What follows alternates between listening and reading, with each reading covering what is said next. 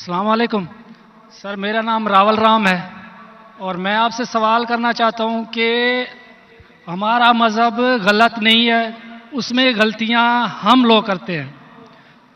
जना हराम है हमारे मज़हब में, शराब नोशी हराम है, जना हराम है, मतलब कि जैसे भी गलत काम सारे गलत है, उसमें भी लिखे हुए हैं और यही इस्लाम में भी है। ये दोनों जो है ना, मतलब कि कॉमन है इनमें। तो अच्छी बातें दोनों तरफ है और सिर्फ इस बुनियाद पर हमें दोज़ख में डाल दिया जाएगा कि हम सिर्फ कलमा नहीं पढ़ते। अदरवाइज हम लोगों में भी वही चीज़ें हैं, सिर्फ इबादत का तरीका और है। बाकी बस इस सवाल करना चाहूँ। भाई साहब, आपका नाम क्या है? रावल राम। रावल राम जी जी रावल राम ने एक अच्छा सवाल पूछा। जी। उसने कहा कि उनकी मजहब किताब में भी जिना हराम है, बिल्कुल सही फरमाते। उनके मजहब में लिखा हुआ है कि शराब हराम है, बिल्कुल सही फरमाते। आपने अगर मेरी तकरीर सुने हिंदुइज्म और इस्लाम में यकसानियत, आपने सुने वो तकरीर को? जी जी। अच्छा, वो तकरीर में लिखा है हिंदू मजहब में दो किस्म के किताबें हैं, एक श्रुति और एक स्मृति। श्रुति मतलब वो किताब जो भगवान की तरफ से आती है, भगवान की तरफ से। स्मृति वो किताब जो इंसानों ने लिखी है।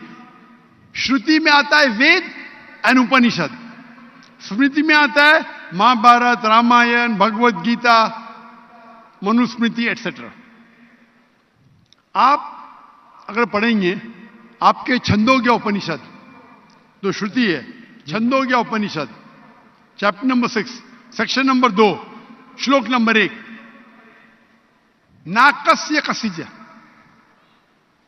भगवान एक ही है, दूसरा नहीं है। बिल्कुल भगवान एक है, दूसरा नहीं है। बिल्कुल। आपके किताब में लिखा है श्वेताश्वेतर उपनिषद चैप्टर नंबर 6 श्लोक नंबर 9, नाकस्य कसिच जनिता न पदीपा, नाकस्य कसिच जनिता न चदीपा।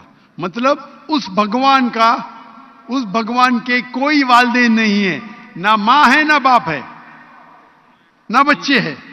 सही लिखा है श्वेताश्वेतर उपनिषद में चैप्टर नंबर 4 श्लोक नंबर 19, न तस्य प्रतिमा अस्ति। प्रतिमा के मानी होती है संस्कृत में अक्स, picture, photo, statue, idol, painting.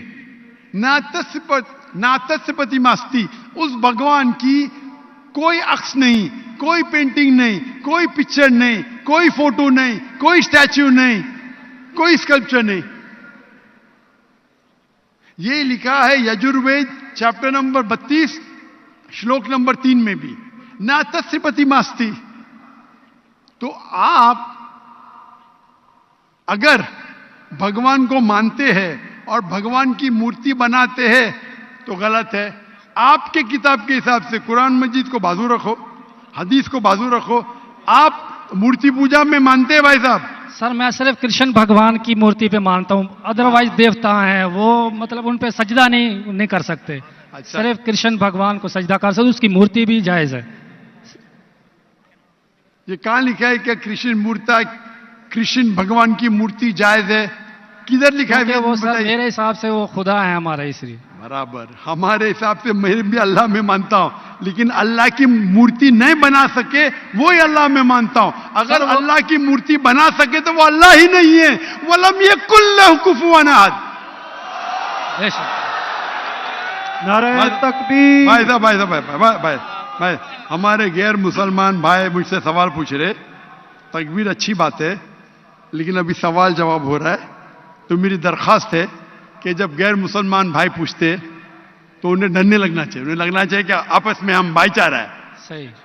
उनको डरने लगना चाहिए। डरते नहीं माशाल्लाह, लेकिन आप ऐसा मत करो कि वो डर जाए। नहीं बराबर ना? तो आप डरिए मत भाई साहब, खाली तकबीर कह रहे। नहीं सर। तो हमारे हिसाब से जी। जिस की मूर्ति बना सके वो अल्लाह ही नहीं, और ये वेद में भी लिखेला है। आप इस्कॉन में मानते? सर वो तसव्वुर है, वो नहीं, हमें भी पता है कि उसमें खुदा नहीं है, वो एक तसव्वुर है। हमारे इसमें खुदा का तसव्वुर करते मूर्ति बनाए तो गलत है। तो यही मैं कहता हूं, आप अपनी किताब का अमल नहीं कर रहे, आप अपनी किताब का सही अमल करेंगे तो आप भी जन्नत में जाएंगे। सही बात है, बिल्कुल। तो कुरान में नहीं क्या करते ना, हम अपना मजहब पे मतलब फॉलो नहीं करते सही तरीके से। जी जी, मेरा फॉर्मूला बहुत इजी है। सही। कुरान मजीद में लिखा है सूरह इमरान में सूरह नंबर 3 आयत नंबर 64 में, तालौ इला कलिमतिन सवाइम बैना बैनकुम, आओ हम उस बात की तरफ जो आप और हम में यकसा है। सही। अपन आज माने जो आप और हम में यकसा है, कम से कम उस पे तो अमल करे। मेरा फॉर्मूला यूनिवर्सल है, पूरा भाईचारा है। मैं कहता हूं भाई बाइबल को लेके आओ, वेद को लेके आओ, कुरान को लेके आओ। वेद काफी बड़ी है, जी जी, बाइबल कुरान से 3 गुना बड़ा है। हम आज वादा करें कि जो यकसा है कम से कम उस पे तो अमल करे। जो यकसा नहीं उसको साइड पे रखेंगे, कल बहस करेंगे। जो यकसा उस पे तो अमल करे। बाइबल में लिखा है, वेद में लिखा है, खुदा एक है, खुदा का अक्स नहीं। अगर आप खुदा का अक्स बनाते तो आप वेद के खिलाफ जाते। सिर्फ कृष्ण का बनाओ तो भी गलत है। सर वो भगवत गीता में लिखा है, इसलिए। आप भगवत गीता स्मृति है, भगवत गीता महाभारत का हिस्सा है, सही क्या नहीं? सही। तो महाभारत एक स्मृति है, स्मृति श्रुति के खिलाफ नहीं जा सकती है। अगर स्मृति और श्रुति में टकराव है तो हम श्रुति को मानेंगे, स्मृति को नहीं। वेद और उपनिषद सबसे ऊपर है। सही। तो आपका एक पीएचडी टीचर है, वो कुछ कहता है, और एक बैचलर है। आप पीएचडी वाले उस्ताद को मानेंगे या जो बैचलर के डिग्री वाले उस्ताद को मानेंगे? किसको मानेंगे? कौन से उस्ताद को मानेंगे? PhD sir. पीएचडी। तो आपका पीएचडी वेद है। सही। तो अगर आप मूर्ति पूजा छोड़ देंगे और आपके किताब में लिखा हुआ है, आपके किताब में लिखा है कि आखिरी पैगंबर आने वाले हैं, और आप वेद पढ़ेंगे और पुराना पढ़ेंगे, उसके अंदर कई जगह पे लिखा है कि आखिरी पैगंबर मोहम्मद सल्लल्लाहु अलैहि वसल्लम है। आप अगर कल की पुराना पढ़ेंगे, भविष्य पुराना भी है, कल की पुराना है, और आप मेरी तकरीर सुनेंगे। एक तकरीर है मेरी, मोहम्मद सल्लल्लाहु अलैहि वसल्लम का जिक्र हिंदू मजहबी किताबों में। वक्त की किल्लत होने की वजह से सिर्फ मैं छोटी पॉइंट कहूंगा। आप अगर कल की पुराना पढ़ेंगे, चैप्टर नंबर 2, श्लोक नंबर 5, 7, 11, 15, 17, उसमें लिखा है क्या? एक अवतार आएंगे, आखिरी अवतार आएंगे, जिसके वालिद का नाम है विष्णु व्यास। विष्णु मतलब भगवान, जी जी। व्यास मतलब उसका बंदा, उसका सर्वेंट। अरबी में तर्जुमा करेंगे तो अब्दुल्ला होता है। आखिरी पैगंबर आएंगे जिसका वालिद के नाम अब्दुल्ला है। उसके मां का नाम है सुमति। सुमति संस्कृत में मतलब अमन, शांति। अरबी में कहेंगे आमिना। मोहम्मद सल्लल्लाहु अलैहि वसल्लम के मां का नाम था आमिना। वो पैदा होंगे एक अमन शहर में, मक्का। उस शहर के ग्रोह के लीडर के कबीले में पैदा होंगे, कुरैश के कबीले में। उसके 4 करीब दोस्त होंगे। जिक्र हो रहा है खुलफा राशिदीन का। और मोहम्मद सल्लल्लाहु अलैहि वसल्लम का जिक्र तो बहुत लंबा है, 2 घंटे की तकरीर दे सकता हूं मैं। सही। तो अगर आप अपनी किताब में मानते, आपको मानना पड़ेगा कि आखिरी पैगंबर मोहम्मद सल्लल्लाहु अलैहि वसल्लम है। आप मानते कि आखिरी पैगंबर मोहम्मद सल्लल्लाहु अलैहि वसल्लम है?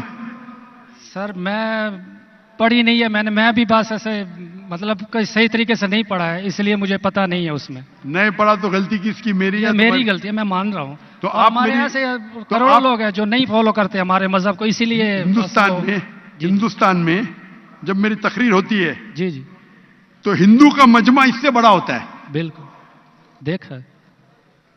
5 लाख, 10 लाख, 25%, 20% गैर मुस्लिम होते, 20% हिंदू होते। तो 10 लाख का 20% कितना हुआ? 2 लाख। ये 2 लाख का तो मजमा नहीं ना, क्योंकि हिंदुस्तानी मुझसे मोहब्बत करते हैं जी, और गैर मुस्लिम भी मोहब्बत करते हैं। वो पॉलिटिशियन है जो प्रॉब्लम होता है उनको, वोट बैंक का प्रॉब्लम है। अरे हम लोग तो हार जाएंगे अभी। हिंदू जब मेरी तकरीर सुनते कहते कि 2 घंटे में हमने वो सीखा जो हमने 40 साल हमें पता नहीं था। सही। तो मैं अभी जो मैं हवाला दिया, रेफरेंस के साथ आपकी किताब का हवाला दिया, तो आप अगर सच्चे हिंदू है तो आपको मानना पड़ेगा कि एक भगवान है, उस भगवान की मूर्ति नहीं है, उसके आखिरी पैगंबर मोहम्मद सल्लल्लाहु अलैहि वसल्लम है। तो आप अपनी किताब पे अमल करेंगे? जी करूंगा। और जो चीज यकसा है कम से कम उस पर तो अमल करो। जो टकराव है वो बाद में, मैं जानता हूं, मैंने तकरीर की है, इसमें लिखा है कि हिंदू मजहबी किताब में लिखेला शराब पीना हराम है, कुरान में लिखेला है। सही। आपकी मजहबी किताब में यह भी लिखा है कि सुअर का गोश्त खाना हराम है। सही। और आपकी किताब कुरान से सख्त है, उसमें लिखा है कि अगर आप सुअर का गोश्त बेचेंगे तो पैर और हाथ, उल्टे पैर और उल्टे हाथ काटना चाहिए। ये किधर हदीस में नहीं लिखेला है, ना कुरान में लिखेला। आपकी मजहबी किताब मनुस्मृति में लिखा हुआ है कि आप उल्टे हाथ और उल्टे पैर काटो अगर वो सुअर का गोश्त बेचता है तो। सही।